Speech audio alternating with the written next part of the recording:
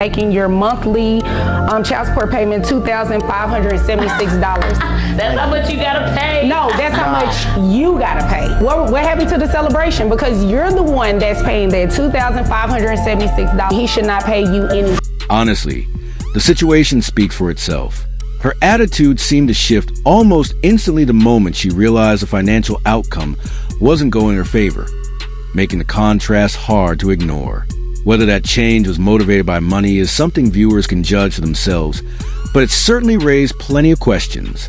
With that said, today's video features some of the most emotional and unforgettable divorce moments.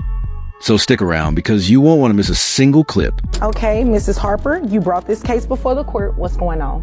I basically want to leave with the children. And, you know, he makes a lot of money. Our business makes a lot of money. But when I leave, I'm not going to have that. So I need to keep the lifestyle that my children and I have had. They go to private school, and we have a nanny. And so I need to continue that so that their lives aren't disturbed. And we live in a house, $500,000, and I need to maintain something similar so that it's not a big adjustment for any of us. Okay, let me ask you a couple of questions. Private school, do you all pay tuition for that? Yes. Okay. How much is it?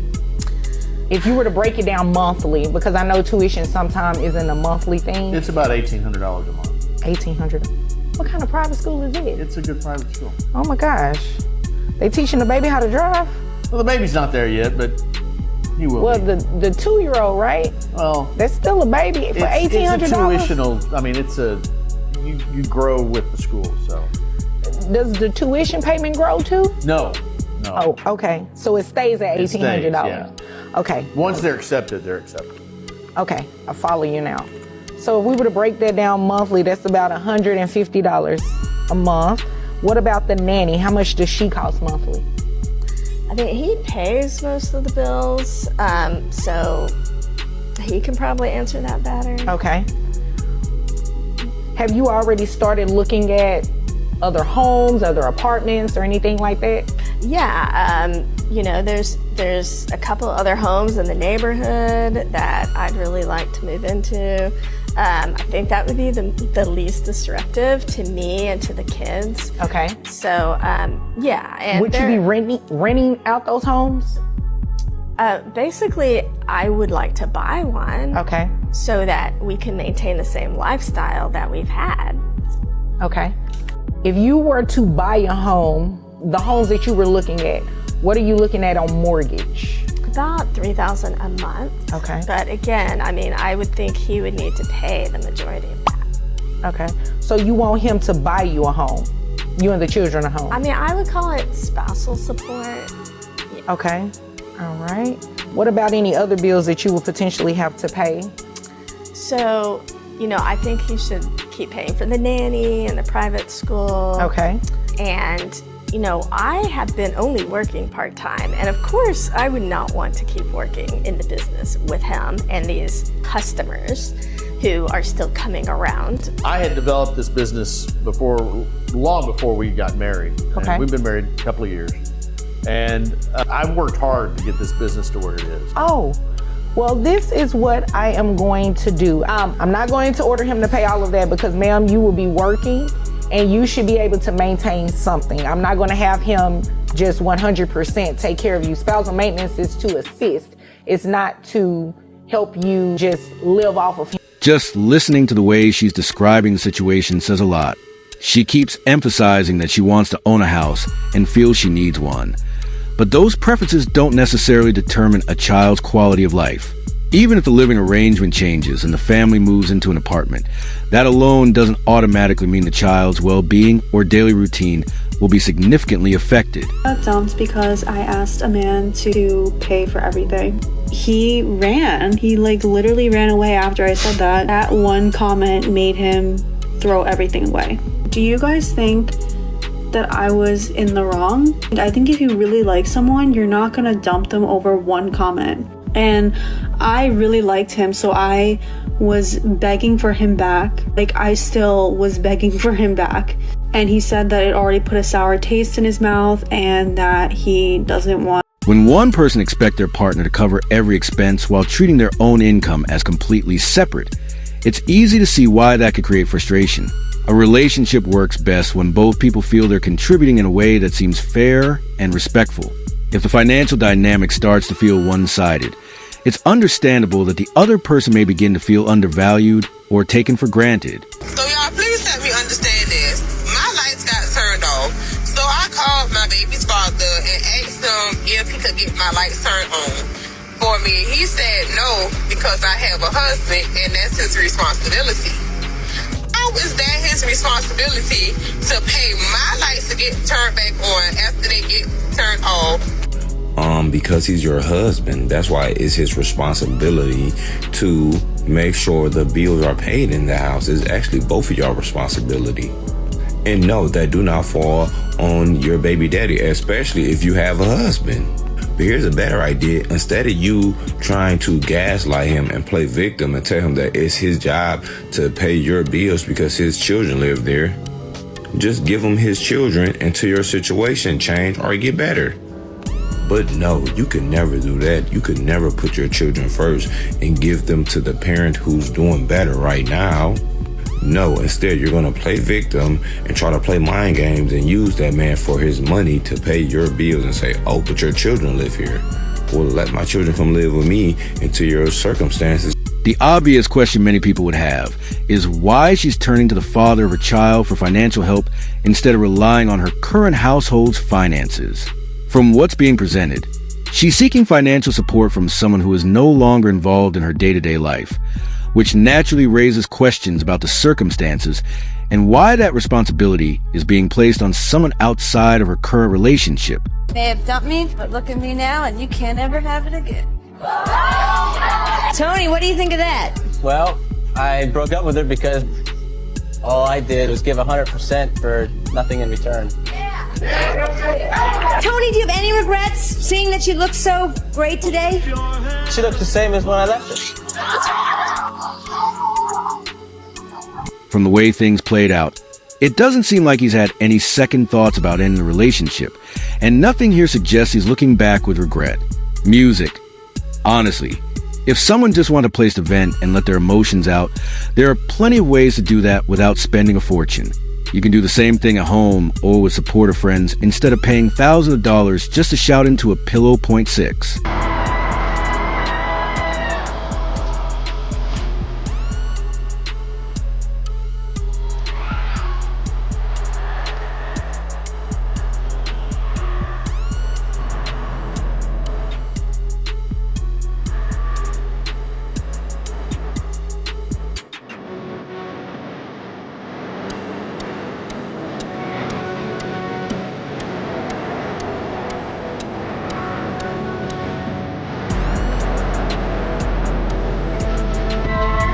When you choose to record a video like this and share it publicly with friends and a wider audience, it's difficult to be surprised if it has serious consequences for your relationship. Public posts can have a lasting impact on trust and how a partner feels about the situation. Then following it up with another public video only adds more attention to the issue, making the fallout even harder to avoid. To be independent, I don't need a man, I can do this all on my own. A few moments later. I just found out today that my ex-husband is engaged and I'm unwell. And like, even though, yes, it was me that was like, hi, I want divorce. I can't do this anymore. I can't do this anymore. I can't do this anymore. It brings up all these feelings. It brings up all this like stuff. And we have a kid and it brings up all this stuff. From my perspective, the warning sign seemed obvious from the very beginning. If someone's primary focus is your income, monthly spending, the clothes you wear, or the car you drive, it's reasonable to question what they're truly valuing in a relationship.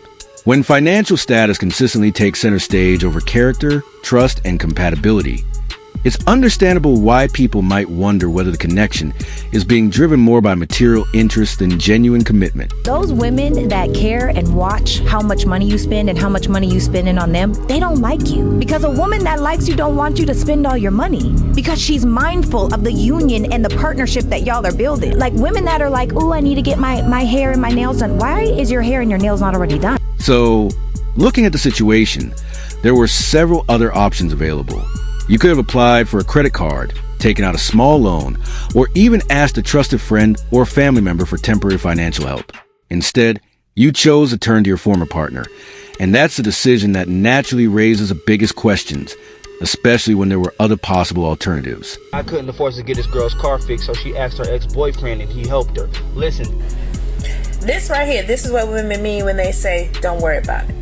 If we've come to you as your woman and say to you, hey baby, I need you to help me with this, and you tell me no, flat out. Okay, so from my understanding, there was a woman that needed her car fixed, and she asked her boyfriend, and he said he didn't have it. He didn't tell her no, he said he didn't have it. But this woman says that this is what we mean when we tell you not to worry about it. So this is what I be telling y'all, that they be having these dudes and these friends and these exes on the back burner in the background of your relationship in case they need to fall back, or in case they need to ask him something, in case they need to keep that door of communication open. Right. So, and this lady talks about him telling her flat out, no, that's not what happened though. He said he didn't have it. So what about them strategizing together on how to come up with it? How about getting a loan? How about doing something different than you going to your ex-boyfriend about it? If you can ask your ex-boyfriend, couldn't you ask a friend or a family member? Couldn't you go out and get the money on a loan or something of that nature? Why do y'all feel like it's okay to revert back to your... This clip really highlights how people's behavior can change after someone becomes successful or well-known. In this case, Kai Cenat has grown into one of the biggest names in streaming, and situations like this can understandably feel disappointing. Receiving messages or calls that seem to appear only after success can leave anyone questioning the intentions behind them. The last time you texted me was in 2020. Because I've been busy. Why you being weird? What? I'm chilling. How are you? How you been? Nah, I've been good. What made you call me out of nowhere? I just wanted to call you. I can't call you now. Nah, I'm up now. The way she spoke in that first clip was genuinely difficult to understand. She described her situation as if she had nothing left, yet she also had children, something many people deeply cherish and consider one of life's greatest blessings. For countless parents, raising their children with love and care becomes their highest priority. So hearing those comments can understandably leave many viewers questioning her perspective. Point 11. You want to become a miserable old woman. I don't think any of us do. You've seen those women out there. The women that are nattering and nagging their husbands, that are bitchy, that aren't nice, that seem to be so unhappy, and we think, oh God, I hope I'm never one of those miserable old women. That happens from raising a family, working, and then all of a sudden we're in our 50s and 60s and we have nothing. We don't have a life. We don't have a life separate from our family or separate from our husband. And so we resent everybody. I did it. Here I am. It's amazing. I feel like a different person already. I feel like I can do whatever I want, and I'm not responsible for anybody anymore but me. I don't know, things aren't going that great. I didn't know. I guess I did know. I would have this really strong reaction physically, trauma reaction, to finding out that my estranged husband has been having... All right, let's look at the numbers for a second. If you're earning around $180,000 a year, many people would naturally wonder why you're also asking your husband for an additional $3,000. At that income level, most would expect someone to be able to cover their expenses while still planning for the future. So it's easy to see why the request raises questions. But don't go anywhere, because the final clip is easily the most unbelievable one in today's video. I definitely saved the best for last. How much money do you make? $180K a year. $180K a year. Yeah. How much of that $180,000 are you giving dad? They love their mother dearly because I'm there for them. What memories are you you making with them? Do they Okay, tell you hold how on, they hold act on. at the Let me- park? hold on. They love the park. Here's the memory we're getting ready to make because I made my ruling. You have capped out, according to Texas guidelines, your gross is $9,200 a month. Child support is set at $2,300. You're gonna do a reimbursement to Medicaid for $276, making your monthly child support payment $2,576. That's how much you gotta pay. No, that's how much you gotta pay. Thank you, Your Honor. The children live with him. Thank you, Your Honor. I don't see the celebration. Thank you. Wait a minute. What happened to the celebration? Because you're the one that's paying that $2,576. The children live with him. He should not pay you anything. Did you have any questions about that number? Not at this time, Your Honor. Looking back, it seems there were several important consequences that may not have been fully considered before the decision to end the marriage. As these stories often show, the idea that everything will automatically be better afterward doesn't always match reality, and every major decision comes with trade-offs that only become clear over time. I hope you enjoyed today's video. If you did, be sure to like, subscribe, and let me know your thoughts on this situation in the comments. Thanks for watching, and I'll see you in the next one. I made the extremely tough decision to leave my husband last year after being with him for 21 years. We were married for 8 years. And my ex-husband is not a bad guy, wonderful father. But there were some things that would send people into orbit when I would tell them things. Like, number one, and I'm not exaggerating, my ex-husband did not tell me that he loved me. That sends people into outer space when I tell them that. That was something that I accepted, we'll call it accepted, but now I see it as settling. I had accepted this about him, but what ended up happening is years and years and years of what I will consider emotional neglect, unintentionally. I began to resent him, and there's a few videos that I want to make of things that I've learned, especially with us coming up on 1 year divorced, and what I learned about divorcing the good guy and what a villain that makes you, how hard it is on your kids. I just want this to reach someone going through the same thing or thinking about divorcing the good guy. And if you have questions, if you have concerns that you have for yourself or your kids, drop it in the comments. I'd love for somebody to ask me something because I feel like my story can help somebody. All of these women say the same thing. You know what? I'm on the internet and I'm doing this because I feel like my story can help somebody else.